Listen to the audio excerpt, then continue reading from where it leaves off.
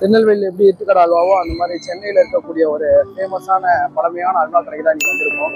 Just taste பார்த்துக்கிறதுக்காக மீசாப்பேட் மார்க்கெட்டில் இருக்கேன்.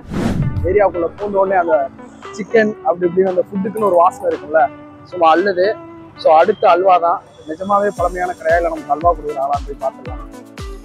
இப்போ நம்ம வந்திருக்குது சென்னை ராயப்பேட்டையில் இருக்கக்கூடிய ஷாகி ஹல்வா அப்படின்ற இந்த ஸ்வீட் ஷாப்பு தான்.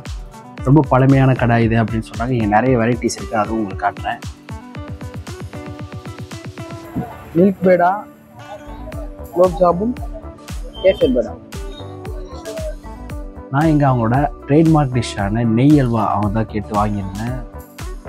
நெய் அல்வா நல்ல நெய் மணக்க அந்த அல்வாக்கான ஃப்ளேவரோட சும்மா சாப்பிட சும்மா அப்படியே வலிக்கிக்கிட்டு உள்ளே போச்சு. சரி, இந்த கடையை பற்றி சொல்லணும்னா இந்த கடையை 1970 வச்சுருக்காங்களாம். அந்த காலத்துலாம் ராயப்பேட்டையில் இது சாமின் அப்படின்னு ஒரு சில கடைக்கு தான் இருந்துச்சு அப்படின்னு சொன்னாங்க. ஸோ எவ்வளோ நாளைக்கு தான் நம்ம அல்வான்னு ஆசை வரும்போதெல்லாம் திருநெல்வேலி இருட்டு கிடந்து இப்படியே பேசிக்கிட்டு இருக்க போகிறோம். இனிமேல் ராயப்பேட்டை ஷாகி அல்வான்னு பேச ஆரம்பிப்போமே. சென்னை வாசிகளுக்கு வரத்துக்கு ஈஸியாகவும் இருக்குல்ல. வச்சு எங்கே இருக்கீங்க? இதோ இருக்கீங்க. கார்னரில் சூப்பர். அல்வா சாப்பிட்டாச்சு. Halwa was very nice. நெய் அல்வாவாம்.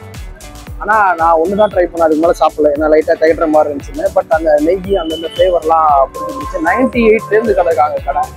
1978 அப்போல்லாம் நம்ம கடையில் சார்மினார் தான் இந்த கடை தான் அப்படின்னு அந்த அண்ணன் நிறைய இந்த கட்டிங்ஸ்லாம் காமிச்சிட்டு இருந்தாரு. Very sweet. ஸோ அல்வா அற்புதம். நிறைய வெரைட்டி வச்சுருந்தாங்க. ஸோ அதையும் நான் என்னென்னு உங்களுக்கு கேட்டு சொன்னேன் இல்லையா. ஸோ அந்த மாதிரி நிறைய வெரைட்டிஸ் இருந்துச்சு. ஸோ தொடர்ந்து இதே மாதிரியான கண்டென்ட்ஸ் ஃபாலோ பண்ணுங்க. விஜயராவ் பாய்.